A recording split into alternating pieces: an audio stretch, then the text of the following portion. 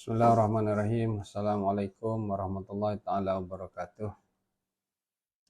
Alhamdulillahilladzi hadana li hadza wa ma kunna linahtadiya laula an hadana Allah.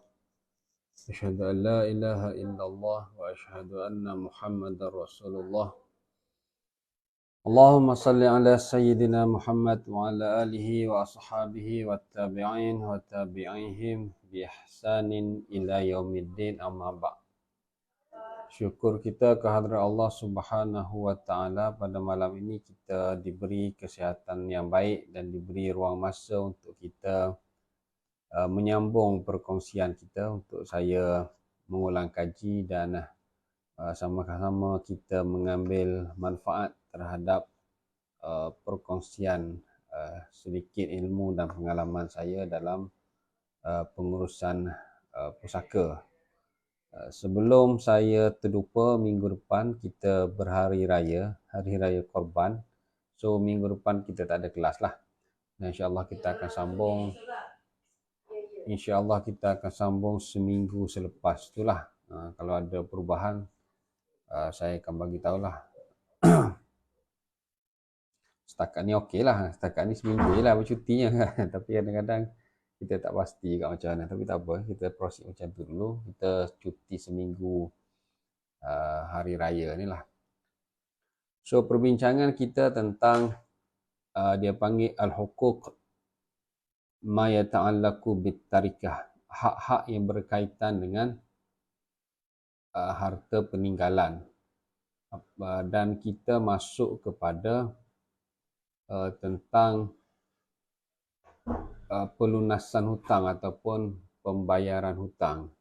Isu pembayaran hutang ni memang ada khilaf di antara ulama'. Khilaf dia bukan apa, khilaf dia kadang-kadang ulama' ni dia fikir terlalu detail. Contohnya dia kata si mati, contohnya dia hanya ada 4,000.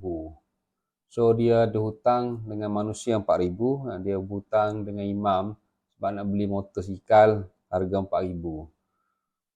Dalam masa yang sama dia juga ada hutang dengan Allah. Contohnya dia ada yang dia tak bayar zakat ke, dia ada dia kena bayar apa fidyah ke apa ke, badal haji ke apa, juga memerlukan kos yang sama. So adakah perlu dibayar hutang manusia terlebih dahulu ataupun dibayar hutang dengan Allah?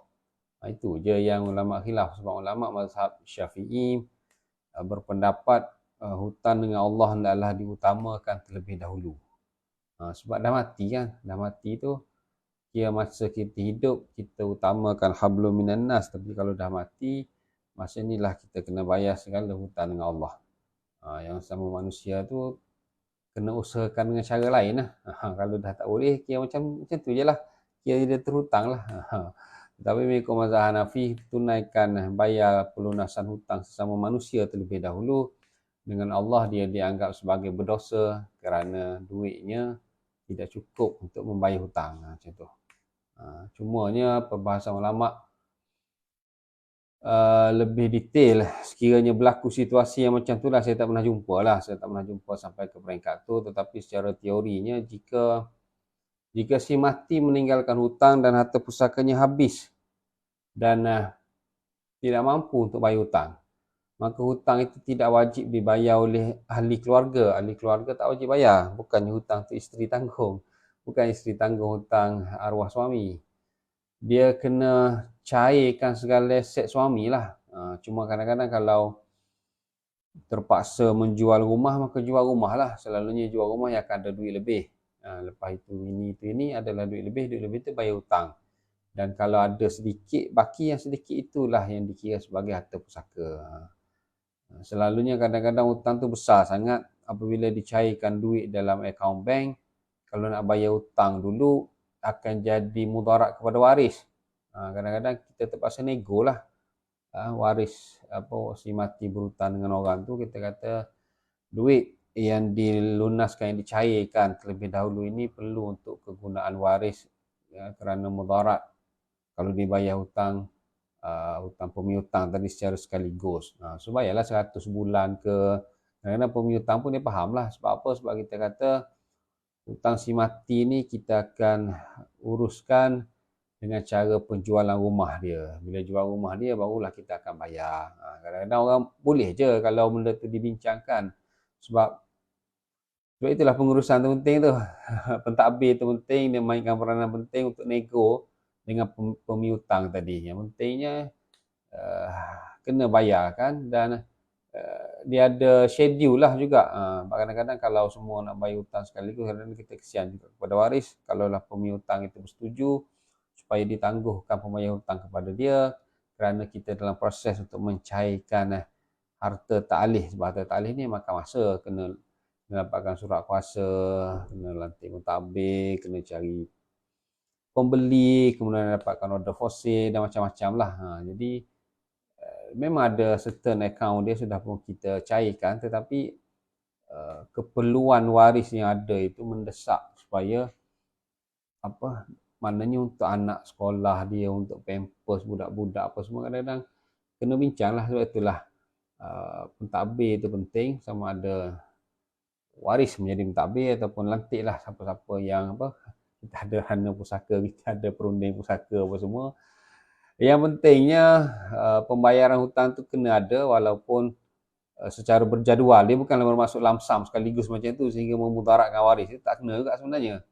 Kan kita kan manusia ni dia ada toleransi, dia ada boleh bincang. Benda boleh bincang jangan hentam. Benda boleh hentam kita bincang. Benda boleh bincang kita bincang. Yang penting adanya kaedah pembayaran. Tadilah hutang perlu dibayar. Cuma itulah mazhab Syafi'i, apabila buat pelunasan hutang ni dia mengutamakan hutang dengan Allah. Sebab itulah diutamakan tentang pembayaran badal haji. Badal haji tu dia bukan semua si mati wajib dibayar upah haji dia tu. Mana yang belum melakukan ibadat haji, maka dia wajib kita buat badal haji untuk dia. Tetapi bukan semua juga. Sekiranya semasa dia hidup, dia memang tidak berkemampuan untuk melaksanakan ibadat haji, maka kita tidak perlu reserve duit untuk badal haji dia. Sebab masa dia hidup pun dia tidak berkemampuan. Contohnya dia adalah gelandangan. Saya ada kes juga yang memang mana dia pun meninggal di rumah kebajikan orang-orang tua. So mana ada harta. Tapi adalah sedikit harta walaupun tak ada pun. Tapi mana tidak perlu untuk dibuat badal haji terhadap dia, sebab masa dia hidup pun dia pun dah meminta sedekah dan sebagainya. Dan dia cacat kan, so dia minta sedekah lah kan. Tapi diambil oleh Jabatan Kebajikan Masyarakat dan dijaga di rumah kebajikan masyarakat. Bila dia meninggal memang ada harta dia, adalah sedikit sebanyak harta dia, tetapi bagi saya dia tidak wajib pun untuk dibuat badal haji untuk dia, kerana dia pun hidup dalam keadaan miskin. So terus dibahagikan dan tidak ada reserve untuk badal haji. Sebab badal haji ni untuk yang berkemampuan, cuma mungkin menunggu queue ke, menunggu kuota ke. Jadi selalunya kita kena buat badal haji lah. Cuma badal haji ni saya sebut juga last week tentang scammer kan. Saya bukan bersangka buruk, cumanya apabila kadang-kadang apabila terlalu murah, kita pun jadi was-was. Sebab dia kata dia minta student dekat sana. Student kata dia nak pergi pun susah walaupun dia sudah pun berada di Madinah contohnya. Kan dia nak pergi pun susah sebab dia pun kena bayar certain payment kepada kerajaan Arab Saudi. Certain payment pun contohnya mencecah sampai 5-6 ribu contohnya. Tapi tak logik kalau kita hanya dia logik juga kalau dia kira dia tabarruk ajalah. Dia kira tak apalah, aku yang nak buat haji untuk aku kira halal ajalah, murah-murah ajalah aku ambil. Boleh lah kalau student, tapi student pun kadang-kadang dia perlukan duit juga. Kadang-kadang yang tu yang menjadi dia punya income untuk dia beli kitab dan sebagainya. Kadang-kadang cost tu dia charge lah, dia bukannya, kecuali dia buat kepada ahli keluarga dia, itu lain lah. Itu lain lah, dia memang tak berkira pun. Dan ibadat badal haji ni hanya boleh dibuat oleh mereka yang sudah pun melakukan ibadat haji kali pertama untuk diri dia. Kalau dia sendiri pun first time baru nak buat haji, tak boleh ambil upah haji lah. Dia kena buat untuk kali kedua, kali ketiga. Kali kedua, kali ketiga macam mana kita nak dapat kuota? Susah lah. Kali kedua, kali ketiga dapat kuota ni contohnya kita somebody lah kan. Kalau menteri tu mungkin boleh pergi banyak kali, kalau keluarga diraja ke mungkinlah boleh pergi banyak kali dan sebagainya. Kalau orang biasa, kalau you dah pergi haji, susahlah nak pergi kali kedua. So macam mana kita nak badal haji? Sebab dia utamakan orang yang first time. So dia bukannya mudah juga sebenarnya saya nampak badal haji ni. So kena berhati-hati sekiranya kita buat badal haji untuk waris kita yang meninggal. Pastikan kita dari segi tu maknanya kalau boleh kita kontak direct lah siapa yang melaksanakan badal haji untuk arwah yang kita upah tadi. Walaupun kita masuk melalui travel, kita dapatkan pengesahan daripada travel tu pula siapa yang sebenarnya. Kalau kita boleh kontak, kita kontak direct pula. Kalau dia kata student lah. Kalau dia kata penduduk Mekah yang tinggal di Bukit Ajiat, boleh je dapat nombor telefon sekarang, bukannya susah. Contohlah, bukan kita cerewet, tapi kadang-kadang untuk memastikan benda tu berlaku betul-betul lah. Tapi kalau kita dah berhati-hati, tiba-tiba orang lain tipu kita juga, itu di luar kita punya kuasa lah. Bukan saya nak bersangka jahat, cuma bila student itu sendiri yang risk, terutama zaman PKP dulu kan, banyak pula badal haji. Student tu kata PKP mana ada orang haji. So tak apa, itu haji mana hutang dengan Allah, fidyah, kifarah, bayar dam. So ini adalah contoh-contoh hutang dengan Allah Subhanahu Wa Taala. Kalau ada nazar, kena bayar. Hutang sesama manusia bayarlah. Sebab itulah kita perlu merekodkan hutang sesama manusia, yang kadang-kadang kita tidak rekodkan hutang dengan adik-beradik, hutang dengan rakan sekerja. Saya ada kes yang saya handle tu, dia hutang dengan rakan sekerja dia. Dia tulis dalam buku 35. Saya pun tak tahu kenapa buku 35 tu menjadi buku hutang. Dia memang tulis dalam buku 35 dia berhutang dalam sekitar 10,000 daripada rakan-rakan sekerja dia lah. Nama tu, nama ni, nama tu, nama ni. Bagi saya benda tu valid lah. Sebab yang mana dia bayar, dia potong. Sebab dia sakit sebenarnya. Dia bekerja, kemudian bila dia sakit, dia terpaksa berhenti kerja lah sebab sudah tidak fit untuk bekerja, menyebabkan dia di kursi roda apa semua. Tapi dia dibayar lah oleh perkeso tu. Tapi ialah sekadar macam tu lah. Kadang-kadang kesakitan dia tu menyebabkan untuk dapatkan ubat apa semua, menyebabkan dia terpaksa berhutang lagi. So tapi adalah kawan-kawan dia yang tolong itu sedikit.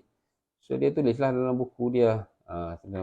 So bila dia meninggal, dia ada jugalah harta sikit, tapi harta tu perlu dicairkan. Contohnya kalau macam rumah apa semua tu perlu dijual lah terlebih dahulu. Sebab duit dalam akaun dia memang memang boleh dikatakan betul-betul terlalu sikit lah, sebab dia hidup pun survive kan. Rumah dia pun rumah kecil je, rumah murah lah. Tapi itulah kita tak tahu kadang-kadang macam mana di luar sana, macam-macam nasib kan. Kadang-kadang sihat, tiba-tiba tak sihat. Dia bukannya nak hidup macam tu, sebab kesihatan dia menyebabkan dia terpaksa berdepan dengan cabaran-cabaran yang sebegitu. So baguslah dia tulis. Bila dia tulis tu suami dia jumpa apa semua, dan bila kita buat pun kita tahulah, kita nasihatkan dia macam ni, dan benda tu boleh dibayar lah. Tetapi kalau tidak ditulis, itu jadi masalah. Jadi masalah sebab orang lain tak tahu kita berhutang dengan siapa kan. So kalaulah ialah setengah-setengah kawan tu, dia akan halalkan lah juga sebenarnya apabila melihat keadaan macam tu. Tapi at least kita yang berhutang tu kita tulis. Orang lain nak halalkan tu isu lain. Pemihutang nak halalkan tu isu lain. Tapi kita yang berhutang, at least kita tulis. Menunjukkan kita memang bersungguh. Rekodkan dia sebagai hutang dan memang kita bersungguh nak bayar. Bukan kita buat main-main. Hutang sama manusia juga termasuk, dia panggil diat. Diat ni adalah, sebab saya masukkan ni sebab kita ada orang tanya saya, diat tapi kita tidak amalkan pun. Diat ni adalah ganti kepada kisos. Kisos tu ialah satu, kita panggil bunuh balas ataupun al-jurhu kisos. Maknanya kalau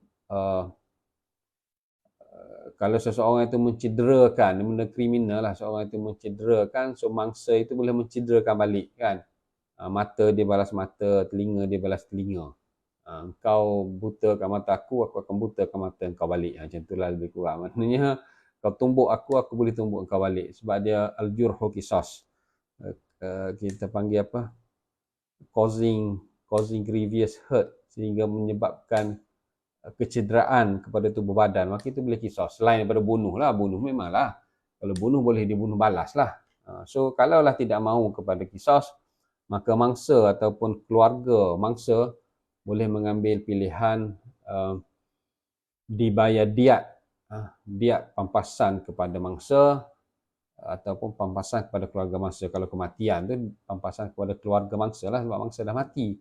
Kalau kecederaan, diat dibayar kepada mangsa. Dan diat ni pun dia bukan bayar sekali, dia boleh bayar sekaligus lah, tapi kadang-kadang criminals tu, penjenayah tu dihukum kena bayar diat, dia boleh buat installment dengan yang dia kena bayar tadi. Kalau dengan keluarga mangsa atau mangsa tadi, dia boleh buatlah perjanjian dia. Contohnya dia bayar 200-300 sebulan, nak cukupkan 100,000 tu berapa lama dia kena bayar contohnya. So itu berdasarkan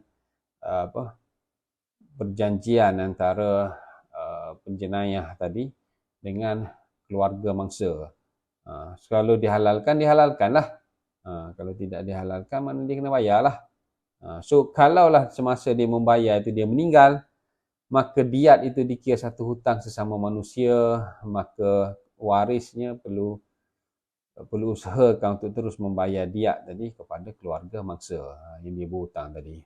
Kalau yang bergadai, kita kena tebuslah, maknanya kalau rumah bergadai, kalau tak ada takaful, cover apa semua, memang kena lelong lah. Memang kena lelong sebab waris sudah tidak mampu nak bayar contohnya. Mana diberi kepada pemegang gadaian untuk pemegang gadaian menjual ataupun melelong.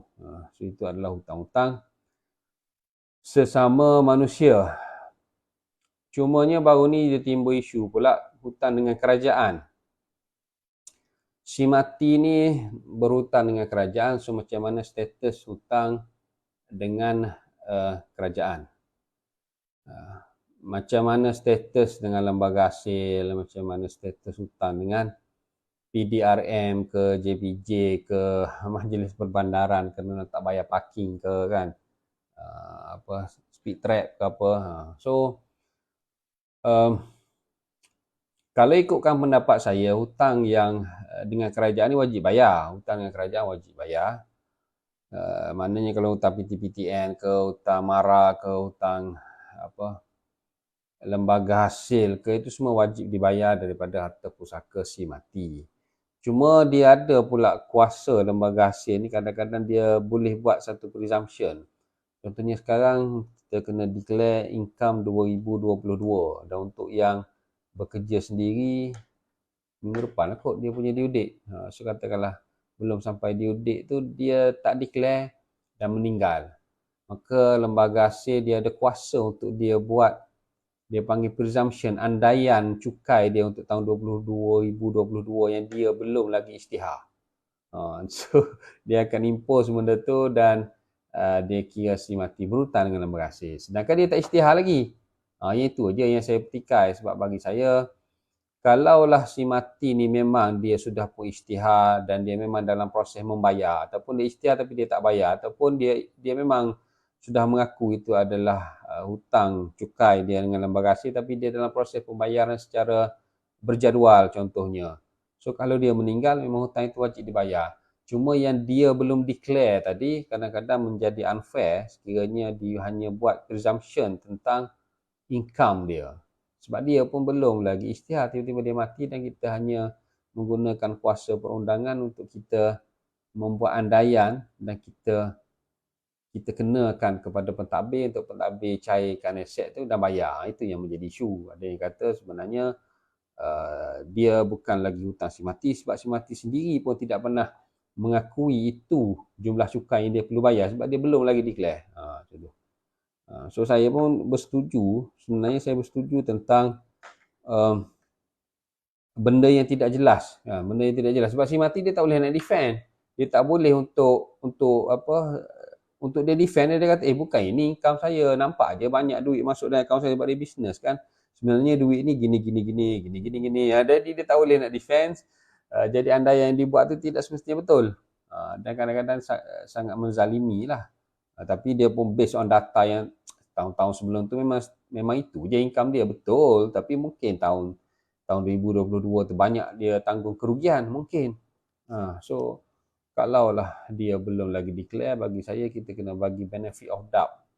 Maknanya apa? Benefit of doubt maknanya keraguan kepada si mati lah, makna menguntungkan si mati lah. Bukan saya nak suruh orang tak bayar hutang, tapi kita takut kita menzalimi meminta hutang yang sebenarnya bukan hutang.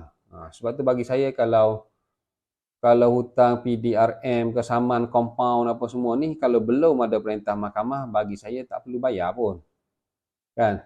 Yang saman speed trap apa semua, saman parking, kan? Dan apa-apa lagi lah compound-compound yang belum lagi ada perintah mahkamah. Bagi saya, kita tidak perlu didak daripada harta pusaka si mati. Tapi kalau waris semua bersetuju untuk potong-potong je lah. Kan? Kalau waris kata tak apa-apa, potong. Semua hutang kita potong. Tak apalah. Tak apalah hutang parking kereta pun kita potong. Kita pergi cari maklumat. Ni ada hutang parking kereta tak bayar, potong. Ini ada hutang kena saman PDRM, potong. Ini ada hutang kena saman JPJ, potong. Kalau waris semua setuju, tak apalah. So pentadbir, buatlah. Tapi kalau waris petikai, bagi saya benda tu macam tadilah, kita bagi benefit of doubt. Dan bagi saya tak mengapa. Sebab kecuali ada perintah mahkamah. Kecuali sudah pun ada perintah mahkamah, walaupun perintah JID apa semua, tapi perintah mahkamah maknanya benda tu bagi saya valid. Apabila ada perintah mahkamah, maka kena bayarlah. Dan dia pun sudah meninggal, tapi kita sebagai pentadbir ataupun kita sebagai waris, kita dapat tahu ini adalah hutang, maka kita kena tolak daripada harta pusaka lah. Sebab perintah mahkamah tu kita kata suatu proceeding sudah dibuat, satu keadilan sudah pun dijalankan, dan didapati si mati memang ada berhutang. Itu lain lah. Walaupun perintah tu mungkin JID, judgment in default, dan sebagainya lah.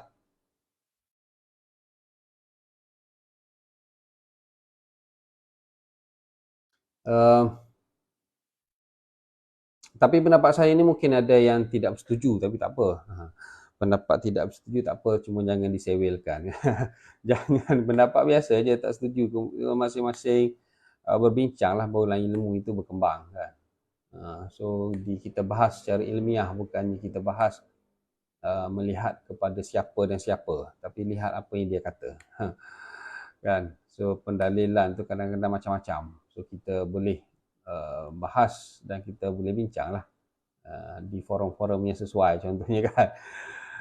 So itu hutang. Satu lagi hutang, macam mana hutang dengan alung. Berhutang secara illegal lah. Berhutang secara illegal sebab dia mungkin businessman ataupun dia terdesak, maka dia terpaksa berhutang, nak berhutang dengan bank tak bagi, bank strict terhadap dia, maka dia terpaksa mengadap alung. Dan dia mengadap alung, sebenarnya alung sudah pun mengambil segala pokok, tapi sebab dia punya interest terlalu banyak, yang menyebabkan, ialah sebab benda tu illegal kan. So memang akan menzalimi waris lah kalau harta-harta pusaka semuanya dibayar kepada alung, yang sedangkan alung tu sendiri pun kadang-kadang illegal. Yang legal tu legal lah, pinjaman wang berlesen, tapi banyak juga elemen-elemennya illegal. So benda-benda macam ni susah lah. Sebab kalau tak dibayar, nanti dia akan memudaratkan, sebab alung mungkin bertindak secara lebih agresif. Bukan sekadar baling cat kat rumah ni, macam-macam lagi boleh buat. So tapi kalaulah kesemuanya dibayar, so dia jadi macam tidak logik. Sebab interest lebih banyak daripada pokok dan sebagainya. Sedangkan rumah pun sudah pun dicagar dan alung sudah pun jual, tapi hutang still ada. Sebab dia kira daily basis dan sebagainya. Ini adalah mangsa-mangsa mereka yang berhutang, dan sebenarnya yang berhutang ini dia adalah asnaf. Dia asnaf zakat. Salah satu asnaf zakat ialah al-gharimin, mereka yang berhutang. Kita ada 8 asnaf zakat. Al-fuqara wal masakin wal amilin 'alaiha wal mu'allafati qulubihim wa fir riqab wal gharimin wa fi sabilillah wa ibnis sabil. So wal gharimin ni adalah orang yang berhutang. So orang yang berhutang ni sebenarnya dia masuk daripada salah satu daripada asnaf zakat. So jadi sebenarnya orang yang berhutang ini dia boleh menerima zakat untuk melunaskan hutang dia. Lebih-lebih lagi dalam kes kiranya waris pula yang terpaksa menerima mudarat hasil daripada hutang yang dibuat oleh si mati. Contohnya hutang alung tadilah. Dia sebenarnya boleh berbincang Dan Majlis Agama Islam pun sebenarnya ada asnaf Al-Gharimin ni. Cuma dia tidak glamour sebab dibimbangi orang salah faham. Orang salah faham dan orang salah guna. Tak apalah kita berhutang. Kalau kita tak boleh bayar hutang, nanti Majlis Agama bayar hutang kita. So sedap lah kita berhutang. Dia bukan macam tu. Sebab untuk mencukupkan syarat Al-Gharimin yang boleh dikira sebagai asnaf, mereka yang berhutang yang dibantu oleh pusat zakat, lembaga zakat dan sebagainya, dia ada syarat-syarat dia. Itu semua saya tak nak declare secara public lah. Benda tu kena bincang dengan Majlis Agama. Majlis Agama akan siasat sama ada kes keberhutangan ini kes yang genuine, hutang yang genuine. Dia bukan hutang kerana dia nak enjoy. Hutang dia memang dah terdesak. Hutang dia adalah, maknanya dia dalam keadaan, kalau ialah dia dalam keadaan macam itulah, dia dah terdesak dan dia pun dah bayar pokok, tapi disebabkan dia ditindas oleh halong apa semua. Benda-benda macam tu sebenarnya ada yang ditolong, tapi bukanlah tolong secara brutal macam itulah. So dia buat perbincangan. Halong pun sebenarnya dia dah dapat pokok dah, ada untung banyak dah, cuma style dia lah. Style dia. Dan ada mereka-mereka yang terlibat macam tu dan adalah yang diuruskan. So jangan bimbang kalaulah kita ada waris-waris ataupun adanya kita dapati yang sampai ke tahap tu dia punya pelunasan hutang tidak boleh dilaksanakan kerana isu-isu yang macam tu. Sebenarnya boleh cuba berbincang dengan Majlis Agama Islam supaya adakah dia dikategorikan sebagai Al-Gharimin yang layak termasuk dalam asnaf zakat. Cuma dia tidak glamour dan dia tidak diglamourkan sebab dibimbangi, disalah faham dan di misuse, disalah guna benda tu, maka bahayalah public salah faham. Saya cerita malam ni kan dah disalah faham pula. Saya bukan nak suruh salah faham, saya cuma nak bagi tahu benda tu ada. Benda tu ada dan boleh diusahakan dan sekiranya berlaku kepada masyarakat sekeliling kita lah yang kita tahu. So selepas pelunasan hutang yang seterusnya ialah ini pendapat tadilah, hutang Allah lebih berhak ditunaikan ikut mazhab Syafi'i. Ikut mazhab Hanafi, hutang Allah tidak perlu dijelaskan sekiranya duit itu sudah pun habis hutang sama manusia. Saya tekan hutang sama manusia dulu. Itu ikut mazhab Hanafi lah. Tapi jumhurnya kata hutang terhadap Allah kalau tidak dibayar kerana duit terhabis, sebenarnya ia dikira sebagai berdosa lah. Berdosa dan tidak digugurkan. Dan kita banyak hadis tentang amal ibadat, even kalau mati syahid sekalipun tapi ada hutang menyebabkan macam benda tu terganggu, tidak smooth, sehingga hutang itu dilunaskan. Seterusnya, setelah kita lunaskan hutang si mati, maka harta peninggalan si mati tadi kita bayar kepada pasangan dia sekiranya pasangan dia menuntut harta sepencarian. Harta sepencarian ni dia timbul kausa tindakan sama ada berlakunya perceraian ataupun berlakunya poligami ataupun berlakunya kematian. So bila berlaku salah satu daripada tiga tersebut ataupun lebih daripada satu itulah maknanya berlaku, maka boleh dituntut harta sepencarian. Dia tidaklah wajib. Sekiranya pasangan itu menuntut harta sepencarian, maka berhaklah pasangan itu berhak terhadap harta sepencarian. Kalau suami mati, memang isteri boleh tuntut harta sepencarian. Kalau isteri mati, suami pun boleh tuntut harta sepencarian sebenarnya. Cuma selalunya hak suami itu adalah sedikit lah. Hak suri rumah. Lebih banyak hak surah rumah ni. Sedikit lah. Selalunya suami dia tak tuntut pun kalau dia sudah pun ada harta. Tapi kadang-kadang ada suami yang tuntut. Sebab dia kata dia beli aja harta, tulis nama isteri sebab isteri dia queen control contohnya kan. Semua benda tulis nama isteri. Jadi kalau dia tuntut harta sepencarian, dapat kat waris lain lah. Dia rasa tak best lah sebab dia rasa dah bebas isteri dia mati. Mesti ni nak tuntut. Masalah juga kalau queen control kan. Itu yang menyebabkan suami takut bini tu. Tapi itulah maknanya suami dia boleh tuntut harta sepencarian juga daripada isteri dia. Selalunya kita dengar isteri lah yang tuntut harta sepencarian. Suami tuntut ni selalunya sikit lah. Dia adalah takat sumbang dan sebagainya. Dan kalau kita ada masa akan datang, kita akan bincang harta sepencarian dengan lebih detail. Cumanya saya nak sebut kat sini, tuntutan harta sepencarian ni sekiranya melibatkan waris, semua setuju dan semua waris, tidak ada waris kanak-kanak, tidak ada waris hilang, tidak ada dokumenter, tidak sempurna akal, maknanya waris boleh bermuafakat okeylah kita semua setuju, semua dah cukup umur apa semua setuju untuk bahagian mak ni, kita kira ada harta sepecarian dengan arwah ayah, so kita bagi kepada mak kita ini sebagai harta sepecarian dia dulu sebelum kita faraid.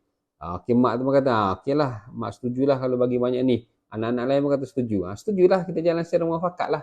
Kita jalan secara faraid yang takharuj. Tapi dia punya spirit dia adalah based on tuntutan harta sepecarian daripada pasangan si mati. Dia tidak semua benda kita kena complicated kan benda tu sehingga perlu ambil perintah mahkamah dan sebagainya lah. Kalau boleh bermuafakat, muafakat je lah. Sebab muafakat dia adalah part and partial daripada takharuj. Tapi kalau memang keluarga tu memang complicated lah, dia ada isteri pertama, ada isteri kedua, itu cerita tu, itu cerita ni, kadang-kadang memang terpaksa untuk menentusahkan portion takat sumbang pasangan tadi, maka perlu dibuat pengesahan harta sepecarian di mahkamah syariah. So kalau timbul isu ni perlu diberitahu dengan jelas kepada pegawai pusaka dan harta yang terlibat dengan harta sepecarian, maka kita kena hold dulu sehingga diselesaikan kes itu di mahkamah syariah. Tetapi bukanlah menyebabkan kita langsung tidak boleh buat pengurusan pusaka. Harta-harta lain masih boleh dibahagikan teruslah. Selalunya harta sepecarian ni harta taklih. Harta yang besar lah, contohnya rumah, contohnya tanah. Tapi harta-harta dalam akaun bank apa semua selalunya dibahagikan terus mengikut faraid selepas dilunaskan hutang lah. Dia tak akan jadi duit EPF pun tak boleh tuntut sebagai harta sepecarian, apatah lagi kalau duit dalam akaun yang biasa lah. Tapi kalau ada nak tuntut, boleh tuntut dan hendaklah lunaskan harta sepecarian selepas diselesaikan hutang. Sebab dia kira harta sepecarian ni hutang si mati kepada pasangan. Macam tu. Sebab dia wujud hak pasangan dalam setiap harta orang. Sekiranya dia ada, sekiranya dia dapat harta tu selepas berkahwin ataupun dalam tempoh perkahwinan. Macam tu. Dia bukan sebelum berkahwin dapat, dia panggil itu harta bawaan. Kalaulah dia dapat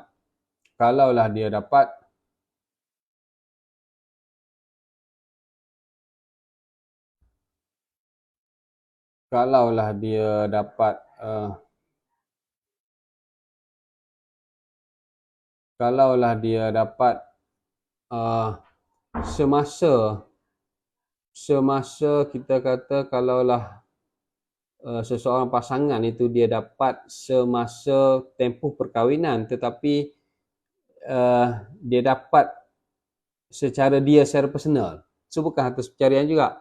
Contohnya isteri kita dia dapat harta pusaka daripada arwah mak dia. Tapi semasa tempoh perkahwinan dengan kita. So itu bukan harta sepecarian. Sebab itu adalah harta dapatan dia panggil. Harta dapatan isteri kita. Isteri kita dia bekerja, kemudian majikan dia bagi hadiah dia. Sebagai pekerja yang cemerlang, maka diberi hadiah jam ke kan. Ataupun pen Montblanc ke apa ke, itu adalah harta dapatan dia bukan harta sepecarian dengan kita. Sebab harta itu harta dapatan. Yang dapat sebelum kahwin harta bawaan. Dia panjang, kita akan bincangkan harta sepecarian, harta bawaan, harta dapatan, harta keluarga. Tapi kalau harta sepecarian dapatlah.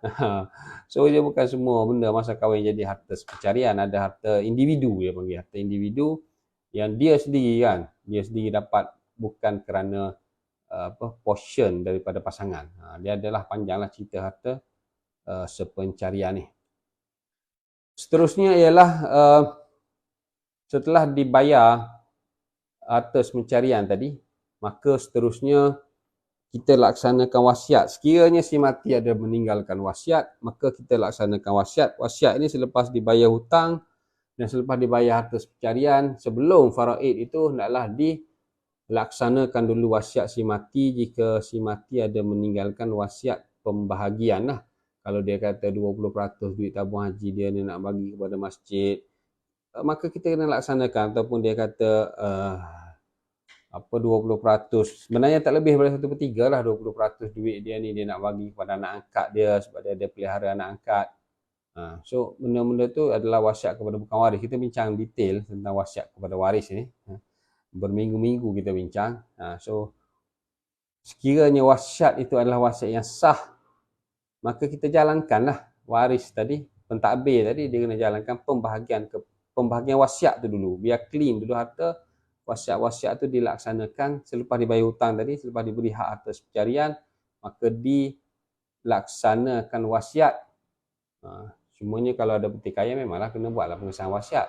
Tapi kalau benda tu sudah pun disahkan sebagai wasiat itu valid apa semua, maka laksanakan wasiat itu terlebih dahulu, clearkan dulu harta dia. Cuma wasiat kan dia tak boleh lebih pada 1/3. Sebab itulah kalau buat wasiat 100%, nanyalah waris. Tak adalah harta yang nak difaraikan. Sebab itulah dia hanya maksimum wasiat ialah 1/3, dan 1/3 itu sudah pun banyak. As-sulusu kathir, 1/3 sudah pun banyak. So ini kita banyak dah bincang tentang wasiat. So pentadbir tadi dia kena settlekan wasiat si mati, kemudian barulah dibahagikan harta si mati secara faraid. So faraid ini memang dia menjadi, kita kata last lah. Dia menjadi last tu bukan last choice. Dia last dari segi prosedur, sebab pembahagian faraid tu hanya boleh dilakukan apabila harta tu bersih. Sebab itulah setengah-setengah penceramah di luar sana dia kata masa nak bagi faraid barulah kita panggil dia sebagai harta pusaka. Sebelum ni dia harta peninggalan, belum jadi harta pusaka. Harta peninggalan tadi disettlekan jenazah dia, dibayar hutang, dibayar harta pencarian, dilaksanakan wasiat, akhirnya dia menjadi harta pusaka yang bersih, barulah kita bahagikan secara faraid. Dan pembahagian secara faraid adalah wajib. Tilka hududullah, surah An-Nisa ayat 13. Ayat 11 dan ayat 12 dan ayat 176 surah An-Nisa menceritakan tentang pembahagian faraid yang kita bincang sebelum ni panjang lebar. 1/2, 1/4, 1/8, 2/3, 1/3 dan 1/6. Dan dia ada lagi kes yang khusus 1/3 daripada baki dan sebagainya lah. So benda tu adalah benda yang qat'iyatu dilalah wa qat'iyatu thubut. Walaupun ada beberapa perbezaan pendapat ulama dalam beberapa perkara, tapi secara umumnya benda yang qat'i kita tak boleh nak takwil. Benda tu adalah tilka hududullah, sebab ayat yang ke-13 surah An-Nisa tu dia sebut tilka hududullah. Hukum faraid itu adalah had-had Allah, maka kita kena laksanakan. Membahagikan harta pusaka secara faraid adalah wajib. Mempelajari ilmu faraid itu memanglah fardu kifayah, sebab tak semua orang pandai matematik. Ada yang setengah tu saya dah ajar berkali-kali pun dia memang lemah dalam bab matematik. Pagi faham, petang tak faham. So kita tak boleh nak kata apa, sebab memang faraid dia melibatkan aplikasi matematik, walaupun matematik yang agak mudah. Dia sebenarnya GSTK dan FSTB, tetapi kalau tak faham lah nak kata apa. So dia mempelajari ilmu faraid itu memanglah dia fardu kifayah, tapi membahagikan harta pusaka secara faraid adalah wajib. Walaupun nak muafakat sama rata, contohnya kalau nak muafakat sama rata pun kena tahu hak faraid terlebih dahulu, at least tahu on papernya berapa, siapa dapat berapa, kemudian dia kata okey tak apa, kita setuju sama rata. Kadang-kadang ada duit tu dia tubuhkan syarikat ke korporasi ke apa semua, itu tak apalah, bila dicairkan dah setuju nak buat apa pun tak apa. Tapi yang penting tahu dulu hak faraid setiap waris masing-masing.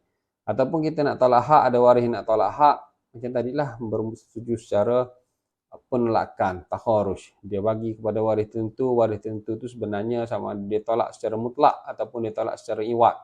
Dia tolak secara tebus. Ataupun tebus tu kadang-kadang dengan harga diskaun dan sebagainya.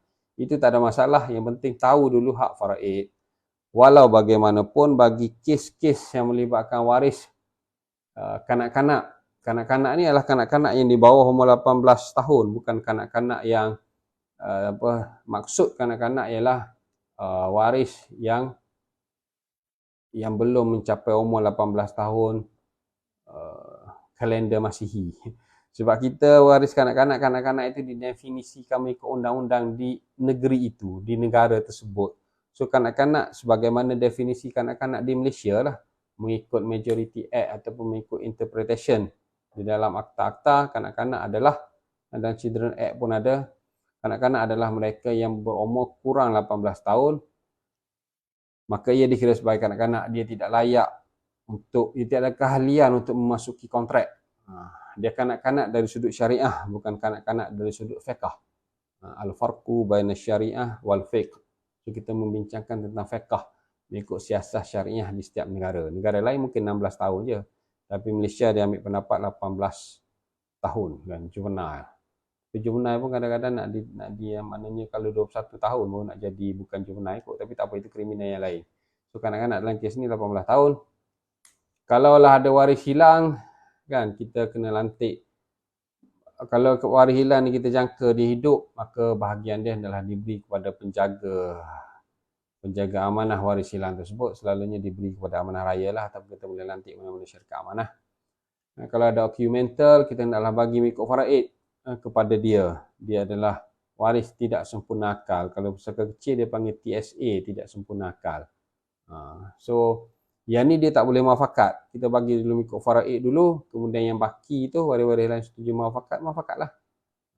So pembahagian secara faraid adalah wajib.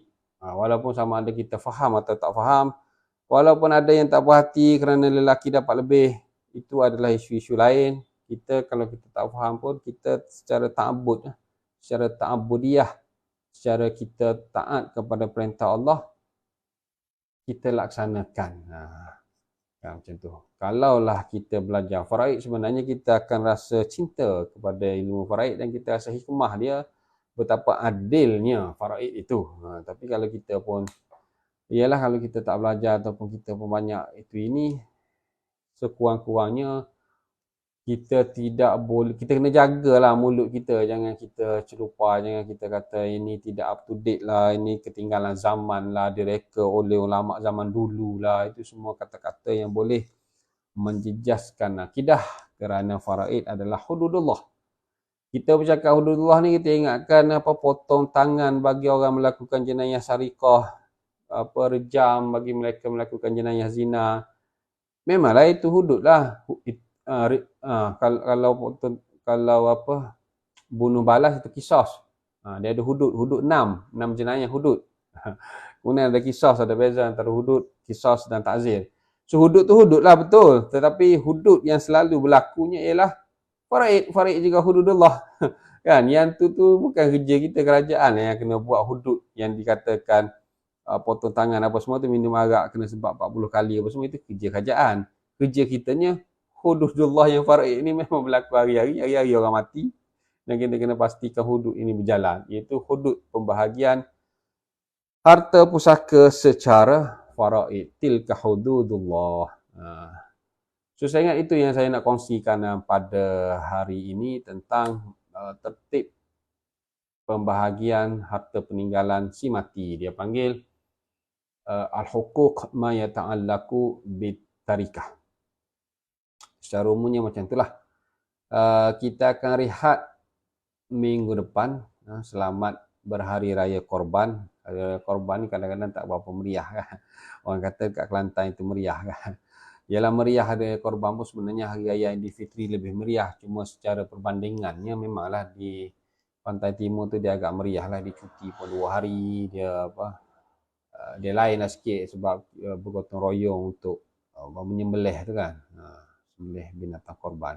So selamat hari raya, selamat kita mendoakan rakan-rakan kita yang melaksanakan ibadat haji mendapat haji yang mabrur. Kita akan rehat minggu depan. Saya akan sambung minggu yang satu lagi itu dengan saya akan share tentang harta pencarian dengan lebih detail. Dengan lebih detail untuk lihat tentang takat sumbangnya, untuk lihat tentang macam mana instrumen harta pencarian sebelum timbulnya Kausar dan sebagainya lah.